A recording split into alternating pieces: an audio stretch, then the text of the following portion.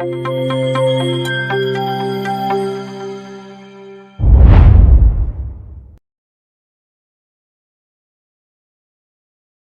दोस्तों, कैसे हो आप लोग। आपका हमारे इस यूट्यूब चैनल पर स्वागत है। तो जैसा कि आप लोग जानते हैं, हम लोग पढ़ रहे हैं दैनिक विज्ञान। मीन्स कहने का मतलब ये है, क्या, क्यों, कैसे, कि हमारे जो लाइफ में बहुत सारे ऐसे घटनाएं होती रहती हैं जो किसी ना किसी तरीके से साइंस रिलेटेड होती हैं, मीन्स साइंस से जुड़ी होती हैं, पर हमको पता नहीं होता है। तो उन्हीं सब हम क्वेश्चन का आज लोग डिस्कस करेंगे और उनका रीजन जानेंगे कि आखिर ये कैसे होता है। तो चलिए बढ़ते हैं और उसका रीजन जानते हैं और क्वेश्चन को सॉल्व करते हैं। और सॉल्व करने से पहले आप लोगों से रिक्वेस्ट है कि आप लोग प्लीज मेरे चैनल को सब्सक्राइब कर दें, बेल आइकन बटन भी प्रेस कर दें तथा अपने दोस्तों के पास शेयर जरूर किया करें यार। आप लोगों से रिक्वेस्ट है, ठीक है। तो चलिए बढ़ते हैं और सॉल्व करते हैं। पहला यहाँ पे खानों में दूषित गैस की सूचना देने वाले यंत्र द्वारा किस गुण पर आधारित है। ये बहुत ही प्यारा है। मीन्स इसमें ये है कि खानों में दूषित गैस की सूचना देने वाले यंत्र द्रव्य के किस गुण पर आधारित है। चलिए इसका रीजन जानते हैं। तो इसका रीजन क्या है कि खानों में दूषित गैस की सूचना देने वाला यंत्र द्रव के विसरण के गुण पर आधारित है। किसके गुण पे? द्रव के विसरण गुण पे आधारित है। गैसों में कणों की एक दूसरे में समांग होने की इस प्रवृत्ति को विसरण कहते हैं तथा इस विसरण गुण के कारण ही खानों में फैलने वाले गैस का पता चलता है। आई होप आप लोग इस क्वेश्चन से समझ में आ गया होगा। बढ़ते हैं नेक्स्ट क्वेश्चन की तरफ। नेक्स्ट है पुरातत्ववेत्ता और इतिहासकार पृथ्वी की खुदाई के फलस्वरूप प्राप्त प्राचीन कंकाल हड्डियों के अवशेषों की आयु कैसे ज्ञात कर लेते हैं। आपने बहुत सुना होगा कि जब कोई भी इतिहासकार या पुरातत्ववेत्ता है खुदाई कहीं की करता है और उसमें बहुत पुरानी हड्डी पाता है तो उसकी एज बता देता है कि इतने हजार साल पहले या इतने साल पहले है, ठीक है। तो कैसे उसकी एज पता लगाता है, उसी का रीजन जानते हैं। भाई इससे डरिएगा मत, ठीक है। बहुत लोग तो डर ही जाते हैं। चलिए इसका कारण जानते हैं। देखिए, पुरातत्ववेत्ता और इतिहासकार पृथ्वी की खुदाई के फलस्वरूप प्राप्त प्राचीन कंकालों के अवशेषों की आयु कार्बन काल निर्धारण के द्वारा करते हैं, जिसको कार्बन डेटिंग कहते हैं, ठीक है। कार्बन अवस्था में जीवन होता है, ग्रहण अवस्था में 14 का अनुपात स्थिर रहता है, परंतु जब प्राणी मर जाता है तब उसमें विद्यमान रेडियो कार्बन 14 का विघटन तो निरंतर होता रहता है, परंतु वायुमंडल से ग्रहण नहीं करता है। इस तरह कार्बन 14 की मात्रा का पता लगाकर वायु निर्धारण किया जाता है। आई होप आप लोगों को समझ में आ गया होगा। तो देखिए ये कैसा बंदा पड़ा हुआ है और इसकी शक्ल तो देख लीजिए, ये इतना डरावना लग रहा है कि क्या बताएं। छोड़िए, कोई बात नहीं, चलिए अगले क्वेश्चन की तरफ बढ़ते हैं। नेक्स्ट है, ग्वार पाठे के पौधे को घर में बने जलकुंड में लगा देने पर वह गलकर नष्ट क्यों हो जाता है। आप लोग इसका जो रीजन हो सकता है कमेंट बॉक्स में लिखिए। तब तक पानी पी लेते हैं और बहुत ही गर्मी है आज भाई।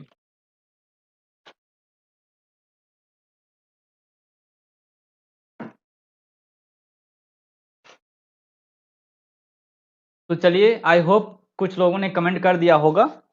तो बढ़ते हैं और इसका रीजन जानते हैं।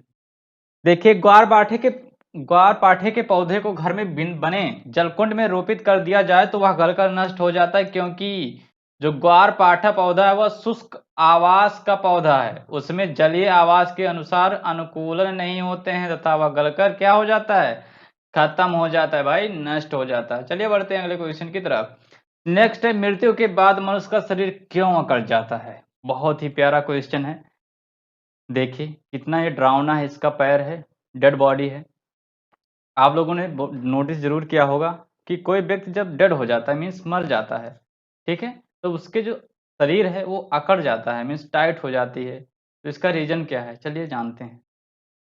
मनुष्य का शरीर अनेक मांसपेशियों का बना होता है, आप लोगों को पता ही है। ये मांसपेशियां अनेक लंबे लंबे पेशी तंतुओं से बनी होती हैं। जीवित स्थिति में ये मांसपेशियां लचीली होती हैं, किंतु मृत्यु के पश्चात ये कठोर हो जाती हैं, क्योंकि मृत्यु के बाद ये आपस में क्रॉस ब्रिज के द्वारा आपस में जुड़ना प्रारंभ कर देती हैं, जिससे तंतुओं का लचीलापन कम हो जाता है तथा मांसपेशियां अकड़ने लगती हैं। साथ ही मृत पेशियों में कैल्शियम की मात्रा भी कम हो जाती है, जिससे भी मांसपेशियां कड़ी हो जाती हैं। आई होप आप लोगों को समझ में आया होगा।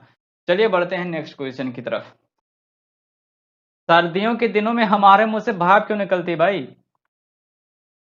कभी कभी मुझे भी अपने बचपन के दिन याद आ जाते हैं कि मैं जब छोटा था तो जब सर्दियों में जोर से फूंक मारता था तो भाप निकलती थी और मैं कहता था यार मेरे अंदर क्या है, आग है और आग का जो है, आग के कारण ये ऐसा आ रहा है। बट ऐसा कुछ नहीं होता है। चलिए इसका रीज़न जानते हैं और आप लोगों से रिक्वेस्ट है कि आप लोग शेयर ज़रूर किया करें यार, वीडियो मेरा जो है वो शेयर कर दें अपने फ्रेंड्स के पास, ठीक है? तो चलिए बढ़ते हैं। क्या है, सर्दियों के दिनों में बच्चे अक्सर मुँह से भाप निकालने का खेल खेलते हैं। देखिए वही बात लिखी हुई है, ठीक है? मुझे भी बहुत याद आ गया बचपन का दिन। सर्दियों में हमारे वातावरण का तापमान शरीर की तुलना में बहुत कम होता है। जब बाहरी वातावरण का तापमान औसत बिंदु से भी कम होता है, अर्थात नमी नमी अधिक मात्रा में होती है, तब हम मुँह से या नाक से हवा बाहर निकालते हैं तो शरीर से निकलने वाली हवा का तापमान अधिक होता है। तब बाहरी वातावरण का तापमान कम होने से यह संघनित होने लगती है तथा भाप के रूप में दिखाई देती है। कहने का मतलब यहाँ पे अगर कोई बंदा खड़ा हुआ है, ठीक है? ये कोई बंदा है और ये वातावरण है और ठंडी के दिनों में क्या होता है, यहाँ का हमारे जो बॉडी का टेम्परेचर है वो 37 डिग्री सेल्सियस होता है, ठीक है? एवरेज। और जो वातावरण है ठंडी के दिनों में उसमें लगभग 20 डिग्री बराबर हो जाता है। तो हमारी बॉडी से जो टेम्परेचर है वो थोड़ा ज़्यादा होता है और जो बाहर का वातावरण है उसका टेम्परेचर थोड़ा कम होता है।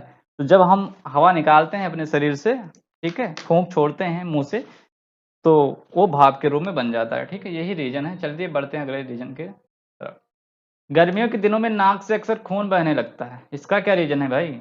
बहुत लोगों को ऐसा होता है, शायद मुझे भी 1-2 बार ऐसा ही हुआ है कि गर्मियों के दिनों में नाक से अक्सर खून क्यों बहने लगता है? चलिए इसका रीज़न जानते हैं।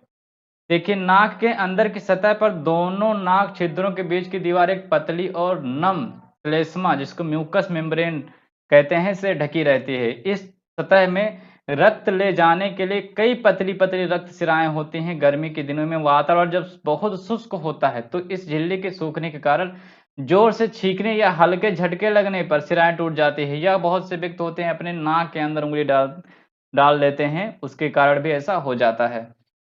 बस यही रीज़न है इसका, ठीक है? बढ़ते हैं अगले क्वेश्चन की तरफ। भय से चेहरा पीला क्यों पड़ जाता है भाई? कहते नहीं है, डर से चेहरा पीला पड़ गया। अक्सर जब हम डरते हैं तो चेहरा पीला क्यों हो जाता है? चलिए इसका रीज़न जानते हैं, ठीक है? क्या है, जब हमारे सामने कोई खतरा या भय दिखाई देता है, हमारा मस्तिष्क कुछ ऐसे तंत्रिका आवेश भेजता है, जो त्वचा की कोशिकाओं को अस्थायी रूप से सिकुड़ने को कहता है। कोशिकाओं के संकुचित हो जाने से चेहरे की रक्त वाहिनियों में रक्त प्रवाह में बाधा उत्पन्न हो जाती है, अतः रक्त प्रवाह होने से चेहरा पीला पड़ने लगता है। यही रीज़न है कि जब हम डरते हैं, तो चेहरा पीला पड़ जाता है। कभी आप जब डरिएगा, तो शीशे में देखिएगा आपका चेहरा कैसा है। अरे भाई! ऐसा नहीं होगा, ठीक है? क्योंकि जब तक हम ये माइंड में आएगा कि अब हम डर रहे हैं, चेहरा देख लें, तब तक हो सकता है डर दूर हो जाए, आपको दिखेगा कम, ठीक है? नेक्स्ट है, गरिष्ठ भोजन के सेवन के पश्चात नींद क्यों आने लगती है? ये देखो यार मेरा बचपन याद आ रहा है, कितने आराम से सो रहा है, इसकी मुस्कान तो देखो, ये बेबी का कितना प्यारा लग रहा है यार। गरिष्ठ भोजन के सेवन के पश्चात नींद क्यों आने लगती है? चलिए इसका रीज़न जानते हैं। सो ले बेटा, सो ले, तेरी ही ज़िंदगी है यार। देखिए, प्रतिभोज विवाह या बर्थडे पार्टी व अन्य समारोह पर हम गरिष्ठ भोजन करते हैं। गरिष्ठ भोजन का कहने का मतलब ये हुआ कि उसमें सारे टाइप्स के भोजन मिले होते हैं और ये अक्सर हम घर में नहीं खाते हैं। कब खाते हैं? प्रतिभोज, विवाह या बर्थडे पार्टी या अन्य समारोह में। और कई लोग तो इतना खा लेते हैं कि लगता है कि अब उनको मिलने वाला ही नहीं है। भाई इतना मत खाया करो, ठीक है? जिसमें क्या होता है? वसा होता है, चिकनाई होती है, शर्करा की मात्रा अधिक होती है। इसके सेवन के पश्चात हमें नींद आने लगती है, क्योंकि नींद के लिए हमारे मस्तिष्क का हाइपोथैलेमस उत्तरदायी होता है। ठीक है, ध्यान रखिएगा, नींद के लिए कौन दायित्व होता है? वो होता है हाइपोथैलेमस, ठीक है? जब हम सॉरी जब हमारी पेशियों को आराम करने का आदेश देता है तो हम नींद या सुस्ती का आभास होने लगता है। जैसे जैसे मांसपेशियां आराम की स्थिति में जाती हैं और हमारी पलकें भारी होने लगती हैं, गरिष्ठ भोजन करने की स्थिति में हाइपोथैलेमस मेलेटोनिन नामक प्रोटीन कम मात्रा में बनाता है। साथ ही रक्त ट्यूब की सप्लाई आमाशय व आंतों में अधिक करने लगते हैं, ठीक है, जिससे की सप्लाई मस्तिष्क को पूरी नहीं हो पाती तथा मस्तिष्क थकान का अनुभव करने लगता है और हमें नींद या सुस्ती आने लगती है, ठीक है? तो इसीलिए आप लोगों से रिक्वेस्ट है कि आप लोग जाएँ भाई, समारोह में जाएँ, बर्थडे पार्टी में जाएँ, विवाह में जाएँ, बट थोड़ा यार संभल के खाएं, ठीक है, ऐसा ना खाएं कि थोड़ी प्रॉब्लम हो जाए, ठीक है। तो आराम से खाएं, नहीं तो ये देख रहे ना यहाँ पे इतनी मस्ती से सो रहा है। ओके, तो नेक्स्ट स्लाइड है यहाँ पे कि अनेक जीव घोर अंधेरे में भी साफ साफ देख सकते हैं, इसका रीजन क्या है। कहने का मतलब ये हुआ यार कि बहुत ऐसे जीव हैं जो अंधेरों में देख सकते हैं, ठीक है। लेकिन देखिए जो इंसान होता है उनको बहुत अंधेरे में दिखता है, बट बहुत ज्यादा अंधेरा होता है तो वहां पे नहीं दिखता है। इसका रीजन क्या है, और इसका देखिए ये जो दृश्य है ना कितना अच्छा है, अट्रैक्टिव लग रहा है। चलिए इसका रीजन जानते हैं। तो यदि मनुष्य को अंधेरे में अपनी आंखों को खुला रखें तो उन्हें कुछ भी दिखाई नहीं देता, किंतु प्रकृति में कुछ ऐसे जीव हैं जिन्हें अंधेरे में भी साफ साफ दिखाई देता है। जैसे कि बिल्ली हो गई, शार्क बहुत धुंधली रोशनी में बहुत कुछ देख सकते हैं, ठीक है। उनकी आंखों में एक विशेष रचना होती है तथा उनकी आंखों में रोड कोशिकाओं की संख्या भी अधिक होती है जो माध्यम प्रकाश के प्रति भी संवेदनशील होते हैं।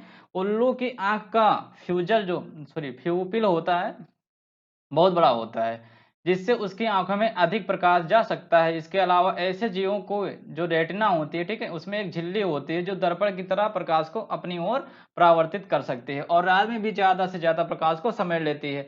बट जो चमगादड़ होते हैं वो अपने जो शिकार हैं उनको देखकर नहीं करते हैं, वो उनकी आवाज सुनकर वो पता लगा लेते हैं किस डायरेक्शन में है और कितनी दूरी पर है, इससे वो शिकार को पकड़ लेते हैं। तो ध्यान रखिएगा चमगादड़ जो है अगर वो आता है तो ठीक है, तो देखकर नहीं, उसको पहचान कर या उसकी आवाज सुनकर उसका अनुमान लगाता है। तो आई होप आप लोगों को ये समझ में आया होगा। बढ़ते हैं नेक्स्ट क्वेश्चन की तरफ। देखिए लास्ट क्वेश्चन है कि फूलों में मन को प्रसन्न करने वाली भीनी भीनी खुशबू कहाँ से आती है भाई। जब हम किसी भी फूल को क्या करते हैं, उसका मतलब देखते हैं और वहां से जो खुशबू आती है वो बिल्कुल यार दिल को एकदम खुश कर देती है, ठीक है। तो इसका रीजन क्या है, चलिए इसका रीजन जानते हैं। देखिए फूलों तथा सुगंधित पत्तियों में अनेक जैव रासायनिक क्रियाओं के फलस्वरूप सुगंधित कार्बनिक पदार्थ पाए बनते हैं जो कि रासायनिक रूप से टर्पिन और बेंजीन से व्युत्पन्न होते हैं। ये तैलीय संगठन होते हुए भी वास्तविक तेल नहीं होते हैं और वायु के संपर्क में आते ही उड़ जाते हैं। और उड़ने से क्या होता है कि इसकी खुशबू जो है वो फैल जाती है। आई होप आप लोगों को समझ में आया होगा। तो आज के लिए इतना ही। इसका अगला टॉपिक हम अगले वीडियो में लेकर फिर मिलेंगे। तब तक के लिए थैंक यू। आप लोगों से रिक्वेस्ट है कि आप लोग प्लीज चैनल को सब्सक्राइब कर दें और शेयर भी किया करें तथा आप लोगों के जो भी राय हैं इन सभी क्वेश्चन को लेकर अगर आपके मन में कुछ डाउट भी आता है, मीन्स कि इसका रीजन कुछ और हो सकता है, तो आप लोग जरूर कमेंट किया करें, मैं उसका जरूर आंसर करूंगा, ठीक है। चलिए मिलते हैं अगले वीडियो में। Thank you.